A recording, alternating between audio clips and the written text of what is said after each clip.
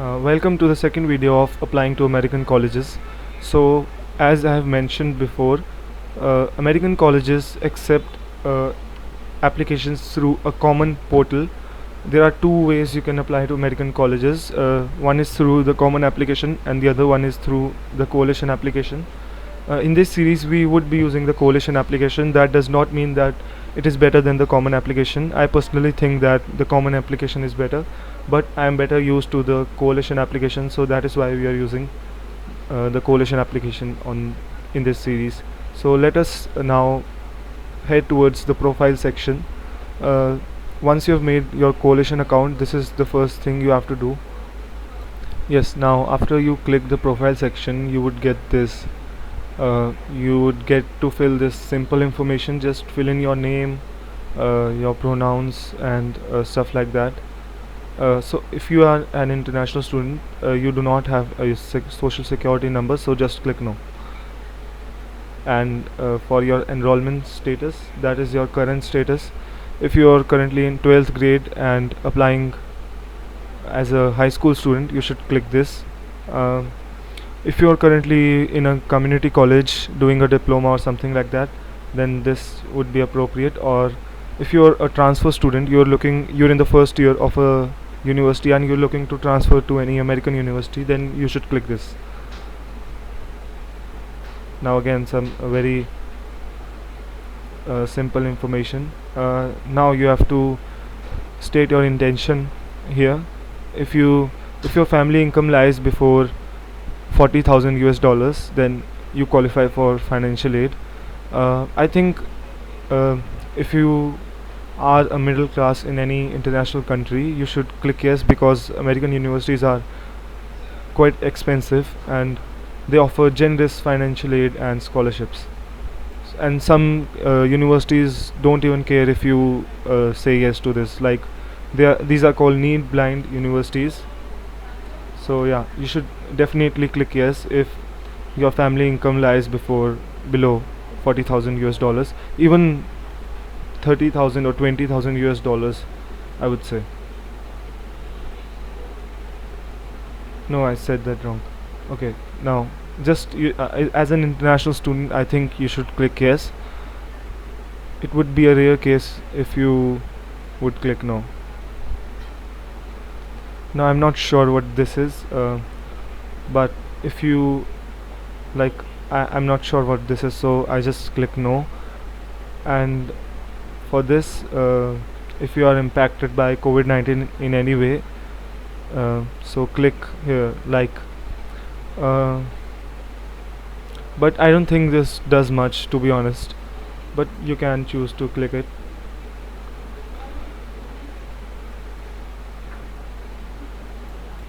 Now again, some very simple information you have to now again very simple information you have to fill in your contact information.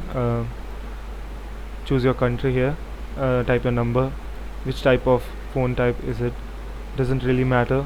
Just be accurate with the contact information and your home address. Like if you live in an apartment, so type your apartment number, colony number, and then stuff like that. If you live in a home, type your house number, like this. So you would know how to write your address. So your postal code, you can search that on Google. If your mailing address is different from where you live, like where you want to receive mails from the university, then click this. Most people have the same mailing address as their permanent address, so don't click this for most people. Now this means where you are right now, so the country you are in right now as an international student. Now moving on to the next part, demographic information. Hispanic or Latino. If you click here on the question mark, this would state the countries which would qualify you as Hispanic or Latino. So, and it is regardless of race, so be sure of that. You just have to be a citizen of these countries. So for me, I am an Indian, so I would click this, Asian. These are all the countries which are covered. Yeah, so your language spoken at home. Now most of this stuff doesn't matter, so just fill in just don't think much about this, like what the universities would think. Just be honest, it really does not matter.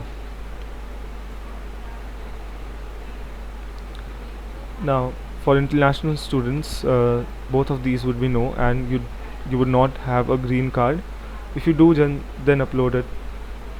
But international students are not. You just click no on all of these.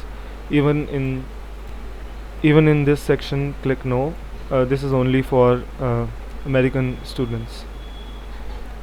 Now your birthplace, again very simple information. Yes, so who is in your household? Type all your family members. Household size, include yourself, like it says right here. Um, Again, very simple information about your parents, your family, your siblings. Now, this is somewhat important, a kind of a school profile from your side. So, type your school name. Let's assume that is XYZ in a country, Albania. The address, type the address, simple stuff. And when did you join this school? Type it here. And when did it end? uh, so yeah, and most schools are exam based. uh, they evaluate you and they place you, rank you at the end of the year.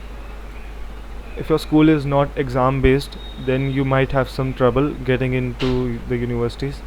You might have to give the AP test and SAT quite seriously. So most schools are exam based, so yeah. Now you must know this, some classes are scheduled like semesters, some are full year. Now block scheduling, I'm not sure what this means, but if you get this wrong, it won't matter, trust me. Mm, they would know anyways. Now the grading scale, how are you graded? So letter would be A plus, A1, A2, B1, B2. Numbers would be 0 to 100 in most cases. So this is kind of a school profile you are giving from your side to the admission counselors. Now you must have more than one high schools. So the high school you are in right now, select that, the one which you will be graduating your 12th grade from. So let's say it's XYZ, so 12th grade here. GPA type. Now this is kind of an um, American thing. So unweighted, I think, is without considering the difficulty of classes, and weighted is the contrary. So I think in most cases it's unweighted. Now you would have to compare or just keep the scale at 100 if it's the number system. If you are scaled in letters, so then you should convert your GPA. You can easily convert your GPA online. So yeah.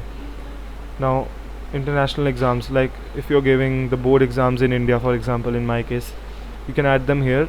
They won't Adding them here won't do much because they would eventually appear in your transcript anyways, but you can add them here, just you know to make sure, or you can do that. Now this is quite important, be sure to be accurate in this. Um your coursework in 9th to 11th grade. So yes, so you have to add all the classes you attended in 9th, 10th and 11th grade. I'll show you an example of how to add a class.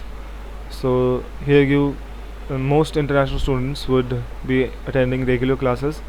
Now let's say you have to list physics as a class.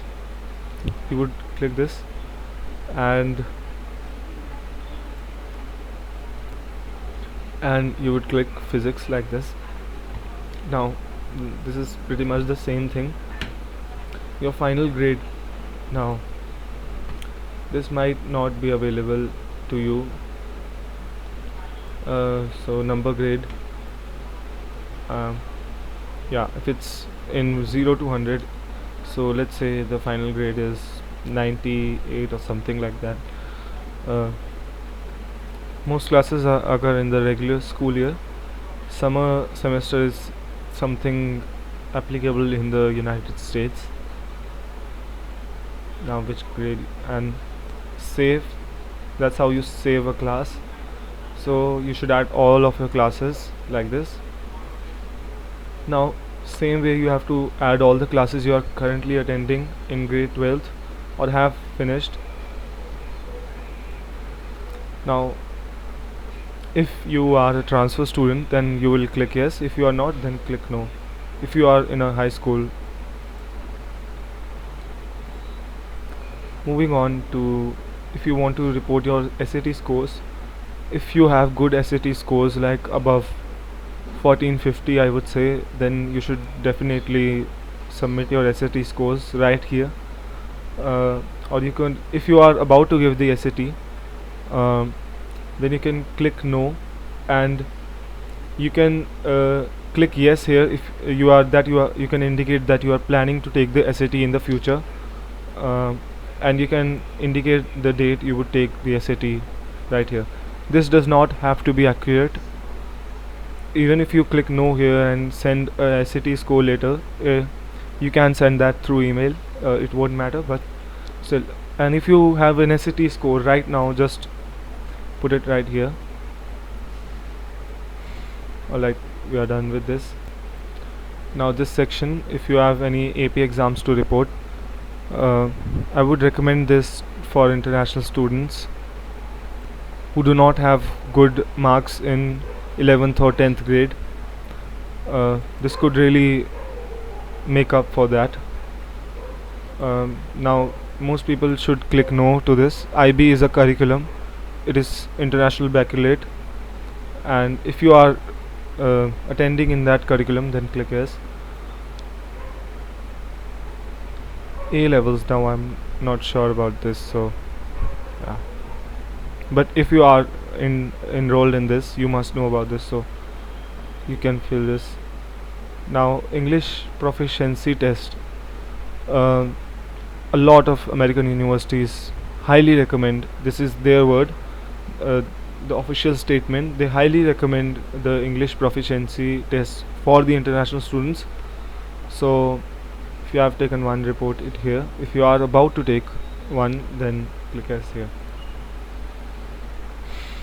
Now for international students, none of this would apply to you, so click this. None of this applies to you as an international student. Yeah, so honors and distinction, these are awards you got. It could be Olympiad achievements, or you've won some tournaments, sports tournaments or something like that. So, or maybe it's at a high school level, so do list at least 2 honors if you're planning to apply for financial aid or in a top tier university. So state the level here, the distinction title, and your grade. Move on. List your academic interests here. Now whatever you click here, it doesn't matter much, because the colleges later will ask you again which major you intend to pursue, but you should, if you are sure you what you want to do, then just click it here. Now moving on to activities. Now these are the extracurricular activities, so you have to list all your extracurricular activities here. It could be an academic activity or arts, maybe you play piano or a guitar, so you would click specify that under arts, so you would type guitar here, provide a brief description of your experience. It could be anything. As you can see, there's a wide range of activities they let you choose from, and there's other too if it is not listed here. If you're a sports person, you should definitely list this. It shows that you have some activities outside your academics.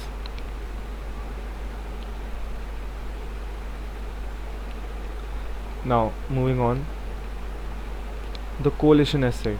I personally think that these prompts are not very applicable, I hate them personally. Does not give much to write for situations, but you have to choose one of these prompts, or you can submit an essay on topic of your choice. Now what I would suggest is I'll also make another video on this, but please do not write this before watching other examples. You are an international student and this is the first time you are being told to write an essay like this, so you should first read some examples. You can easily find them online, and then sit to write this essay. And I would suggest don't write them here. Open a MS Word document and write that there. You can edit it out later, and it would make you less conscious about the essay. Now, additional information. If you have anything more to share, uh, if this application profile section did not give you much to list all of your achievements, so you can add that here. Now the hardest part of your application has been completed. So the hardest part of your application has been completed. uh, Now is the fun part. Make sure you have put in time towards making your profile section. Now in the next video I would guide you on how to get recommendation letters. This is somewhat a complicated process if you are an international student, but we'll get through that. So see you in the next video. Stay tuned. Thank you for watching.